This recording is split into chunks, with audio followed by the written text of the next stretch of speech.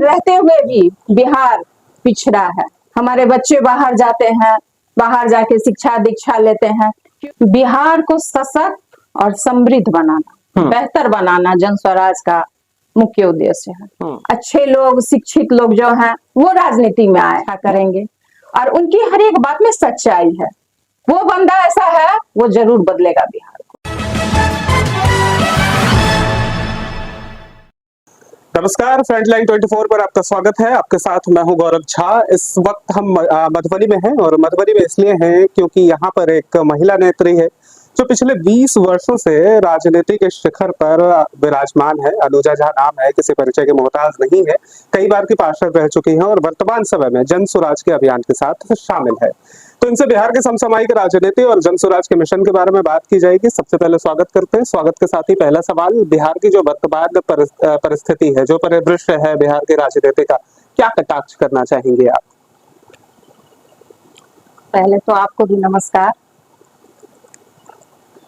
राजनीतिक कटाक्ष क्या हम कहें, यहाँ तो कुछ भी नहीं है। बिहार के बारे में नेता और राजनेता जी, जो भी बिहार से भी बहुत सारे आप देखे होंगे कि हमको लग रहा है 25 से 30 वर्ष में बहुत ऐसे नेता हैं जो बड़े बड़े आसन पे विद्यमान हुए हैं राजनीति में, लेकिन बिहार के बारे में किन्हीं ने कुछ भी नहीं सोचा। यदि आज सोचा होता तो हमारे बिहार का ये हश्र नहीं होता, आज बिहार गर्त में नहीं गया होता। बिहार किस तरीके से गर्त में जा रहा है? क्या क्या समस्याएं हैं बिहारियों को? सबसे पहले तो यहाँ स्वरोजगार, रोजगार का, यहाँ शिक्षा का। और आप देखे होंगे कि हमारे बिहार के बच्चे बाहर जाके रोजी रोजगार के लिए जा रहे हैं, पलायन कर रहे हैं दूसरे प्रदेश में जाके।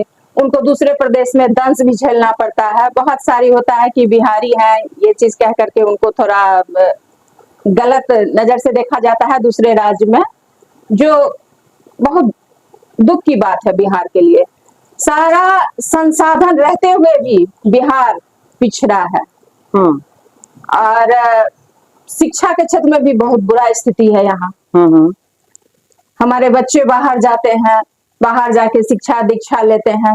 क्यों? बाहर जाके फिर वहां से वो शिक्षा दीक्षा लेके देश में विदेश में वो अच्छा नाम कर रहे हैं। बिहार के लड़के लड़कियां, यहाँ की बच्चियां बच्चे, तो फिर क्यों नहीं वो हमारे बच्चे हमारे बिहार में अपने बिहार के लिए कुछ करे। यहाँ वो शिक्षा दीक्षा वैसा व्यवस्था उनको, ऐसा वैसा संसाधन उनको मिले जो वो यहाँ अपना शिक्षा ग्रहण कर यहाँ बिहार के लिए कुछ अच्छा करे।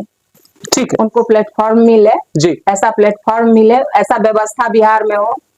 ये सब चीज की कमी है बिहार में। ठीक है। अब जन स्वराज पर आ जाते हैं। जन स्वराज का जो अभियान है आगे आने वाले दिनों में ये पार्टी का रूप लेगी और हो सकता है कि पूरे प्रदेश भर में सारी सीटों पर चुनाव लड़े विधानसभा का, या फिर ऐसा भी हो सकता है कि कुछ सीटों पर ही चुनाव लड़े।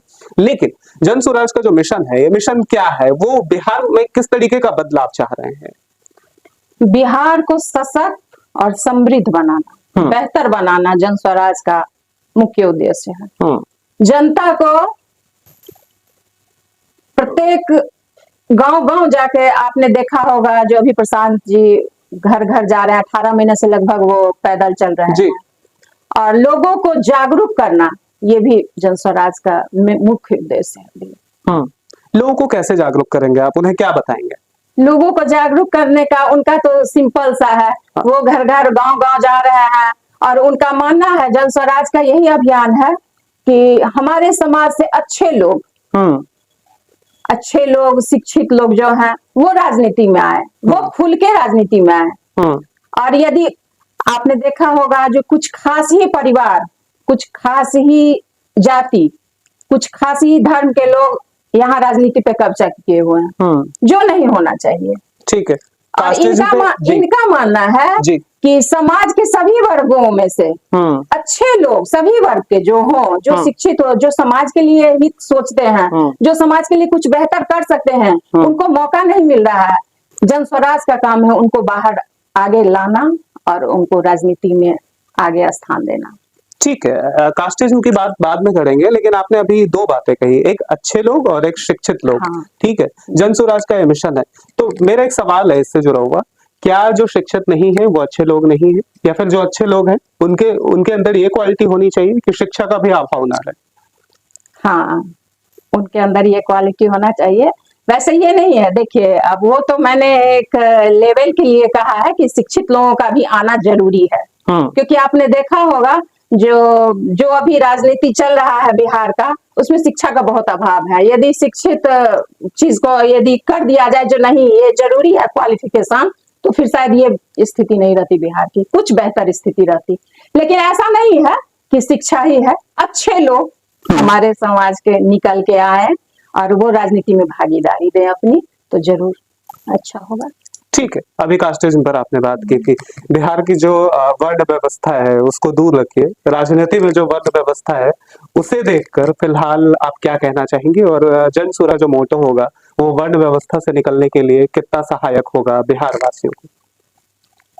वो तो बहुत होगा। यदि जन स्वराज का जो अभियान है इसमें हमारे समाज के लोग निकल के आते हैं, अच्छे अच्छे लोग, और समाज का एक बेहतर विकास चाहते हैं, तो प्रशांत किशोर जी के साथ वो कदम से कदम मिला के करें, क्योंकि जो सोच प्रशांत जी ने बिहार के लिए सोचा है शायद ही किसी ने सोचा होगा अपने बिहार के लिए। उन्होंने, हमने आपको बताया कि बिहार से तो बहुत सारे ऐसे नेता हैं जो बिहार में जन्मे पले बढ़े हैं, बिहार के हैं, लेकिन ऐसा कुछ नहीं उन्होंने किया है अभी जो इतने दिनों से देख रहे हैं। लेकिन प्रशांत जी का जो एम है वो उन्होंने जैसा कहा है कि मैं बिहार का हूं और बिहार का कर्ज अदा करना चाहता हूं, तो इसमें सबको सहयोग करना पड़ेगा, तभी वो कुछ कर पाएंगे। बिहार की जनता को भी आगे आना पड़ेगा, तभी अच्छे लोग आए, समाज के लोग, बेहतर लोग आए और अपने समाज को ऊंचाई तक ले जाए, अपने बिहार को एक ऊंचाई तक ले जाए। ठीक है, प्रशांत किशोर की जहां तक बात होती है तो उनकी एक क्वालिटी है जिसे स्टैंडर्ड क्वालिटी माना जाता है, चाहे वो बंगाल में टीएमसी का शासन हो या फिर कांग्रेस का शासन हो या फिर भारतीय जनता पार्टी का इतने लंबे समय से भारत की सत्ता पर कब्जा। तो अब ऐसे में प्रशांत किशोर जब स्वयं पार्टी बना करके आगे निकलने का प्रयास कर रहे हैं, तो लगता है कि बिहार की जनता को रिझा पाना मुश्किल काम नहीं है, आसान काम है। बिल्कुल आसान है। मैं आपको अपने बारे में बता दूं, मैं लगभग 2 साल से प्रशांत जी को फॉलो कर रही थी। ठीक है, उनके विचारधाराओं से मैं काफी प्रभावित थी। आपने उनको सुना होगा, वो जो बोलते हैं उनकी बातों में तथ्य रहता है, वो कुछ यूं ही नहीं बोलते हैं, तथ्य रहता है। और ऐसा अग्रणी सोच वाले हमने बहुत सारे नेताओं को सुना है, उनके नजदीक उनके साथ काम करने का भी हमको मौका मिला है। लेकिन प्रशांत जी को मैंने 2 बार, हमारी मीटिंग हुई है उनसे, मैंने उनको सुना, उनसे बातें की। इतना अग्रणी सोच रखने वाला बिहार के लिए मुझे तो अभी नहीं लगा है।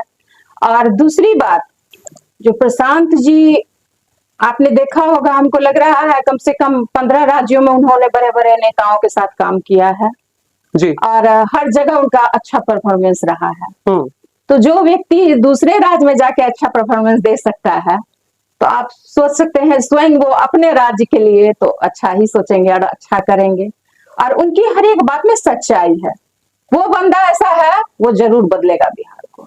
ठीक है, मेरे आखिरी के 2 सवाल आपसे, उनमें से पहला एक ये कि बिहार की राजनीति में मिथिलांचल को हमेशा से उपेक्षित रखा गया है। चूंकि आप मिथिलांचल से हैं, मिथिलांचल में आपने राजनीति की है, इतना लंबा अनुभव रहा है आपका, तो ऐसे में आप क्या देखते हैं, जब प्रशांत किशोर आएंगे तो पूरे बिहार को एक साथ मिलाकर चलेंगे, या मिथिलांचल जिस तरीके से बैकवर्ड पीछे जा रहा है तो उस परिस्थिति को आगे निकालने की कोशिश प्रशांत किशोर के द्वारा की जाएगी? हाँ, की जाएगी। ये तो उनका, वो तो यहाँ आए थे, मधुबनी में भी उन्होंने डेरा डाला था, मैं उस समय भी मिली थी उनसे और उनको सुना था यहाँ। तो वो जो एक वर्ग आप बोले हैं, उनके लिए जरूर वो सोचेंगे, उनका पूरा प्लान बना हुआ है। यदि यहाँ की जनता जी मौका देती है उन्हें, तो वो जरूर अच्छा करेंगे, बेहतर करेंगे उनके लिए। वो सारा प्लान उनका बना हुआ है, जरूर अच्छा करेंगे। प्रशांत जी पूरे बिहार के लिए करेंगे, लेकिन जो खासकर कुछ पिछड़े वर्ग हैं, वो मिथिलांचल में ही नहीं लीजिए आप, बहुत जगह ऐसे जगह हैं जहाँ पिछड़े वर्ग हैं, तो उनके लिए तो ज्यादा काम करने की जरूरत है, वो तो करेंगे ही। और उसमें तो हम लोग भी वही सपोर्ट करने के लिए उनको, उनकी वही ना बोले, अच्छाई देखने के लिए हमने 6 महीने पहले जन स्वराज ज्वाइन किया है जी, और हम 2 साल से उनको फॉलो कर रहे थे। लेकिन 2 मीटिंग हमारी हुई, उनसे बात हुई तो लगा नहीं, यही सारी चीजों को परख कर आपने ज्वाइन कर लिया और अच्छा लगा।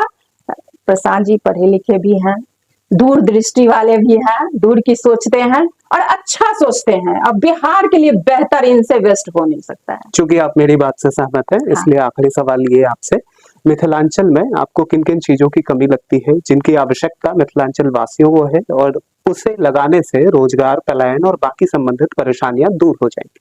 हाँ, वही रोजी रोजगार की यहाँ बहुत तकलीफ है। यहाँ गरीबी काफी हद तक है। और शिक्षा के क्षेत्र में भी मेरे हिसाब से कुछ स्कूल कॉलेज अच्छे अच्छे होने चाहिए, संस्था यहाँ होना चाहिए, अच्छे अच्छे हॉस्पिटल होना चाहिए मिथिलांचल में। और एक सुने भी दरभंगा में एम्स के बारे में, तो वो भी सिर्फ पेपर पर ही देख रहे हैं, कुछ धरातल पर है नहीं। यहाँ आपने देखा होगा 3 पहले चीनी मिल चलता था, वो सब सूता मिल, चीनी मिल सब बंद पड़ गया। तो कितना रोजी रोजगार, यदि वो सब खुल जाए, सही से यहाँ उद्योग चले, तो हमारे बिहार के लोगों को पलायन करने की आवश्यकता नहीं पड़ेगी, उनको अपने घर से दूर नहीं जाना पड़ेगा। और प्रशांत जी करेंगे। शुक्रिया बात करने के लिए। धन्यवाद जी।